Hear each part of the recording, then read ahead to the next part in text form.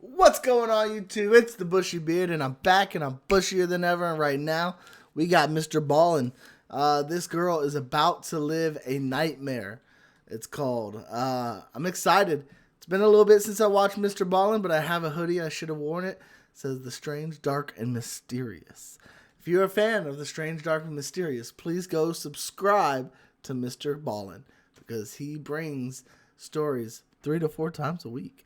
And if you like my content, please just subscribe to me. It really does help out the channel. Like this video, and we'll go on from there. So, without further ado, let's get into the action. Today's story has 2 significant plot twists, and one of them comes at the very end. So make sure you stick around to hear the entire story.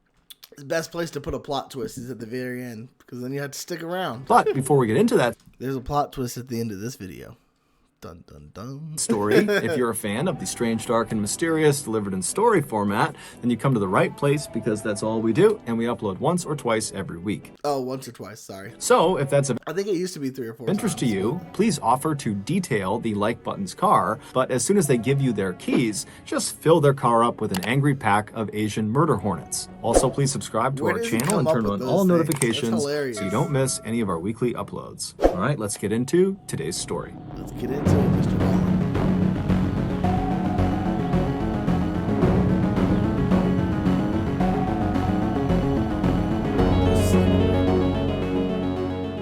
Right in the middle of the United States is a quiet little town called Millstadt, Illinois. Millstadt is home to about 4,000 people, and had it not been for Ashley Reeves, only those 4,000 people and their friends and family would even know that Millstadt existed. In 2006, Ashley Reeves was a 17-year-old high school student who lived with her parents and her younger sister Casey in Millstadt. Ashley was an excellent student who, even though she was over a year from her high school graduation, she was already thinking about what colleges she wanted to go to. She was also extremely likable and outgoing, and she had this huge infectious smile, and so she had tons of friends, and she had a very serious boyfriend who her parents adored. His name was Jeremy, and he was a high school student as well. On the morning of Thursday, Jeremy did it. April 27th of that year, It's always the boyfriend. That's all I'm going to say.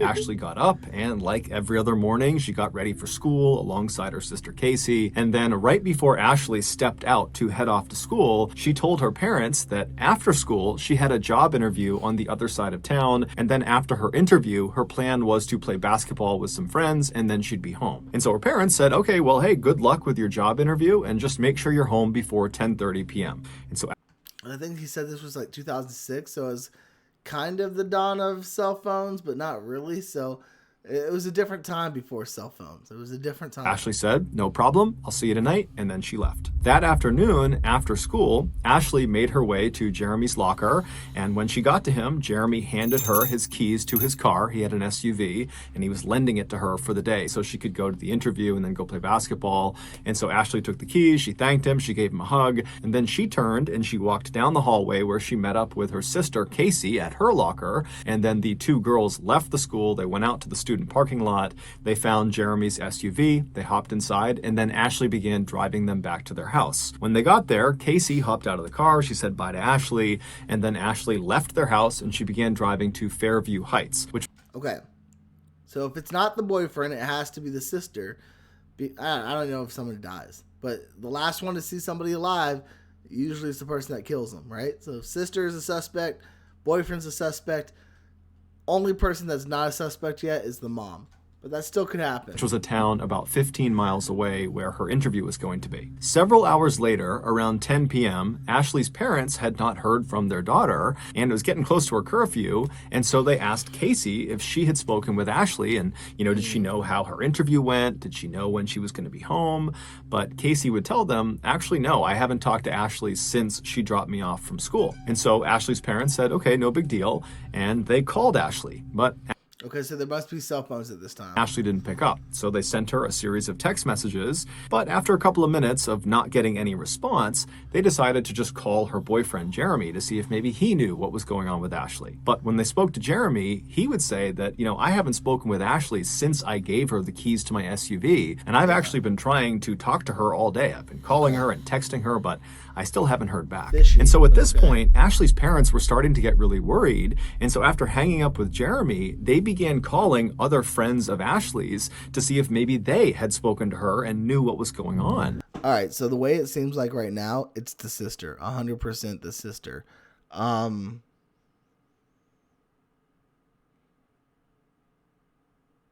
A little sus on the boyfriend just because it sounds plausible what he's saying, but also he really tried to deflect blame there really quickly. So we'll see. But all of her friends that they spoke to all had the same story. We haven't talked to her since the end of school, and she's not returning our calls or texts. And so Ashley's mother, she just sensed that something was terribly wrong. And so without any hesitation, she just called the police. I don't know if that's really sensing or the fact that nobody's heard from her was kind of a tip-off that something might be wrong. Now, the police in this town were used to getting calls every now and again from parents whose teenage child had run off and they were concerned about them. But virtually every time the police investigated, they would find the teenager had just kind of been blowing off their friends and family, and they would pop up maybe a couple hours later, totally unharmed. But the Millstadt police would later remark when they heard Ashley's mother's voice over the phone, the fear in her voice was so pronounced, it immediately pushed the police department to take this case very seriously. And so that night, right after this phone call, the Millstadt Police Department went out in force to try to locate Jeremy's SUV, the car that Ashley had been driving around that day. And the first place they went to look for this car was Latterman Park, which is this very popular public park that has a really popular basketball court that lots of teenagers would go to all the time. And since the last thing she said she was going to be doing was playing basketball, it makes sense to go there. Ashley was known to frequent that park, and this park was located about halfway between Fairview Heights, where her interview was, and Millstadt, where she lived. And so they go to Latterman Park, and right away, sitting in the parking lot, they find Jeremy's SUV. But Ashley is not in the car. She's nowhere near the car. So a little bit sus off of, I take the sus off the sister, and it's back onto Jeremy. Maybe not Jeremy. I don't know. I don't know if we know the killer yet. But the fact that the SUV was at the park, I don't know how old the sister is, but obviously if she needed a ride home, she probably isn't old enough to drive. So I would say she probably wouldn't be able to drive the SUV to the park. So I'm going to take sus off of the sister. Jeremy is now a suspect, but not 100%. He's a person of interest, as I like to call him, a POI. And when they searched the car, there was nothing of significance inside of it. There was just some of Ashley's clothes lying around. The police would spend all night and well into the morning combing Latterman Park. That's interesting, some clothes. Looking for any sign of Ashley, but there wasn't one. And so as the sun came up and the police were nowhere closer to finding this girl, they began to suspect that, perhaps foul play was involved. And so the first person they hauled in for questioning was Ashley's boyfriend, Jeremy. But as soon as he sat in the interrogation room, he demonstrated a real concern for Ashley. He had a rock-solid alibi, and he basically was an open book. And so they quickly ruled him out as a suspect. And then the police basically began hauling in all of Ashley's friends and acquaintances. Sus is back on the sister. I'm sorry, I moved the sus around pretty easily. That's what I kind of do is my mental process. The way it could still be Jeremy, but the way he's telling the story, it doesn't seem like it's going to be Jeremy.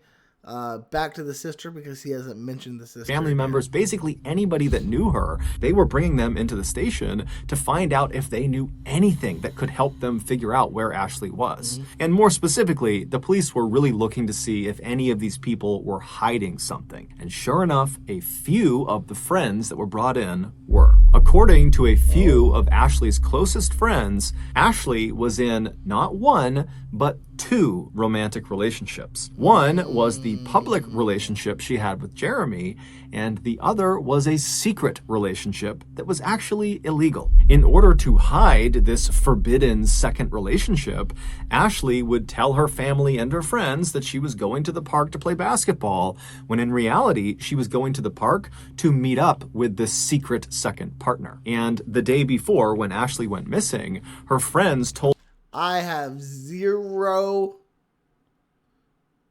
empathy, sympathy, whatever you want to say, for anybody who does illegal stuff in this manner. I hope he gets the electric chair if it's him. Told police that that was the exact reason she was going to Latterman Park. The police got the name of this secret person from Ashley's friends. His name was Sam Shelton, and the police tracked him down. When they found him, he was at a baseball practice, but the police didn't care. They marched right onto the baseball diamond, and they grabbed Sam, and they brought him back to the police station. And then when he got there, they sat him down in the interrogation room, and he's still wearing his baseball uniform, and they ask him about his relationship with Ashley.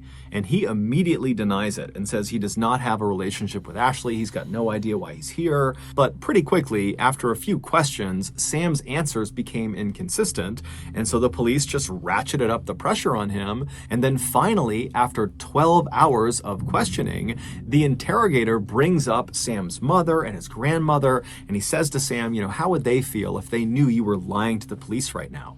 That's crazy. 12 hours of interrogation. There's a lot of like science behind it, and that's why a lot of people falsely confess to things, is the amount of time that you're being interrogated, the time that it is. Is it overnight? Are you getting the water you need? Are you getting the food you need?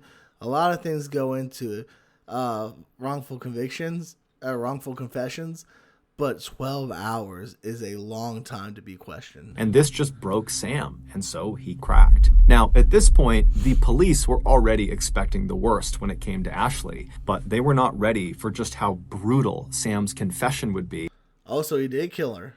About what exactly he did to her. The following is an Holy account cow. based on his confession. 30 hours earlier, Ashley wrapped up her interview in Fairview Heights, and she made her way to Latterman Park to meet up with Sam. And now it's not clear exactly how they met up, but eventually the two of them did connect, and they made their way over to Sam's car, where they became intimate. Afterwards, the two are sitting in the front two seats of Sam's car. Sam is in the driver's seat, and Ashley is in the passenger seat. And while they're sitting there, something happens that causes this huge fight between the two of them.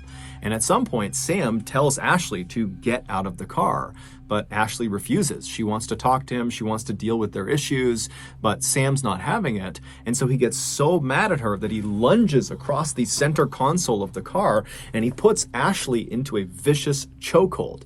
Now, he tells police his plan was to kind of yank her out of the car, but he squeezed so hard around her neck that he heard this loud popping sound coming from her neck. It was the sound of her neck breaking. And so as soon Oh, the fact that it was an accident, that's not good. That's tough. I mean, he should already be in jail anyways for what he was doing. Depending on ages here, should be in jail. But to accidentally kill somebody... As soon as he heard it, Sam let go, and Ashley kind of crumpled forward and hit the front dashboard of the car. And so Sam is staring at her, wondering what he should do. He's kind of looking around, making sure no one saw what he just did. And then he reached over and lifted her back up to see if she was still alive, and he saw she was. Okay. But instead of trying to get her help, he decides right then and there he's going to kill her. Now that is premeditated murder, and he should be in prison the rest of his life, if not killed. And so he reaches over and he begins choking her. But after several minutes of throttling her, she just wouldn't die. And so Sam pulled his belt off of his waist and he wrapped it around Ashley's neck. And then he began pulling. But he would tell police he couldn't stand looking at Ashley's face while he did this. He said she was staring right at him, her tongue was coming out of her mouth, she was frothing, and her face was turning this ghastly shade of gray-blue. And so at some point, when she still hadn't died, he released the belt from around her neck, and he turned her body so she was facing the window away from him, and then he repositioned the belt on her neck, and then he put his foot on her back to use as leverage, and then he pulled as hard as he possibly could on her throat for quite a while until the belt actually broke around her neck. And then at that point, he checked to make sure she was dead, and when she was, he stuffed her down into the floorboards in front of the passenger seat, and then he drove several miles across town to another park called Citizens Park that was very heavily forested. And once he parked in the parking lot, he looked around to make sure no one was watching, and then he dragged Ashley's body out of the car and deep into the woods where he abandoned her. See, I don't know how somebody could live with themselves after they do something like that. It's absolutely sickening to me. Absolutely sickening.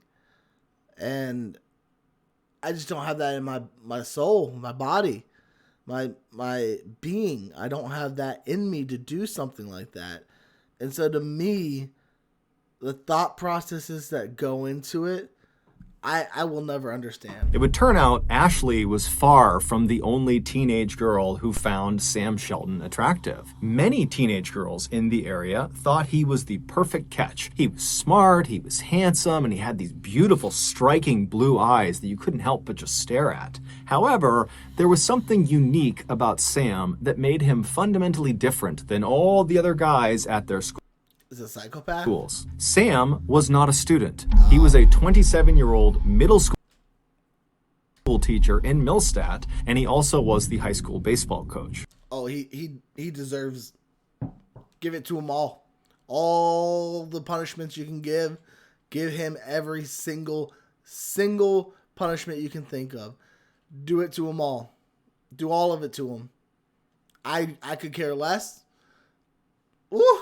He had never been Ashley's teacher, a middle school teacher, directly. However, years earlier when she was in middle school, he had begun grooming her for exploitation. And so fast forward to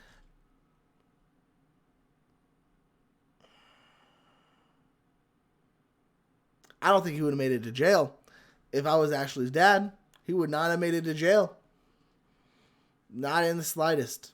If I found out any of this, 2006, when she was 17, see, now that I have empathy and sympathy for is somebody who kills somebody like this. I can understand why. Had effectively manipulated her into believing she was in this romantic relationship with him, when in reality, he was just using his position of power to abuse her. In addition to being a school teacher, Sam was also an aspiring pro wrestler. He would often compete in local showcases under the nickname The Teacher. While Sam was probably nowhere near good enough to actually become a professional wrestler like you would see on TV, he was extremely strong and really knew how to do a chokehold. And so when he attacked Ashley and put her in that vicious chokehold, she had no chance at escaping. She was completely doomed. Shortly after his confession, Sam would tell the police that he would take them out into the forest of Citizens Park to try to find Ashley's body. But when they got there, it was late, it had been raining for several hours, and Sam right away acted like he couldn't figure out exactly where he had left her. And so the police were actually starting to think, is he lying to us? Is this whole thing just kind of made up? Did he really attack her? Is she really out here? But after about 30 minutes of the police and Sam kind of trudging around the thick forest, one of the officers suddenly sees something on the ground. He raises his flashlight, and there in a clearing is Ashley's body. And so the police and Sam, they walk over to her, and they're standing above her ruined body. Her neck is totally bent at a grotesque angle. She's covered in bugs. But as they're standing there and they're watching her, her chest suddenly starts to move.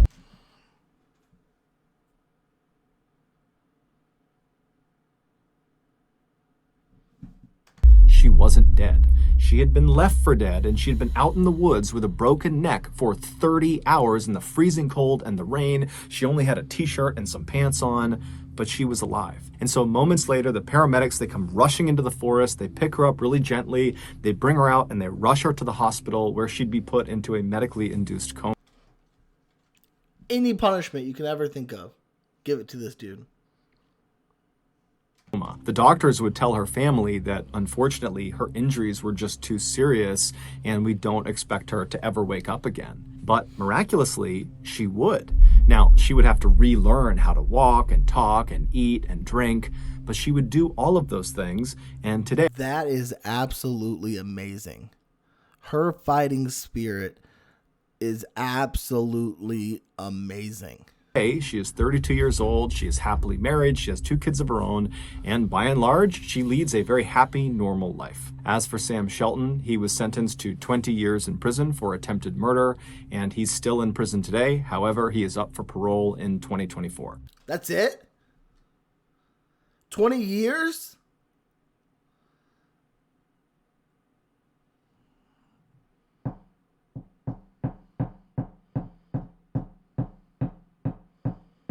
There's a whole lot more they could have got him on. If all they got him on was attempted murder.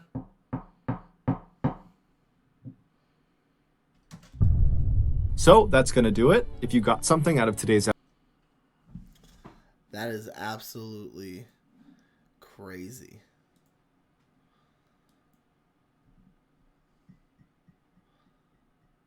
He deserves to rot.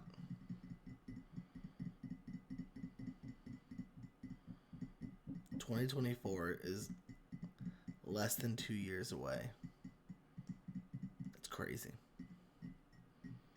Anyways, y'all, subscribe if you want. I don't really feel much like going through the normal shebang. Like if you want, subscribe if you want. I hope each and every one of y'all have an absolutely fantastic day or night. And as always, until next time, YouTube, smile like you mean it from the Bushy Beard. And if he ever walks by me, whoo, Sam is going to get it.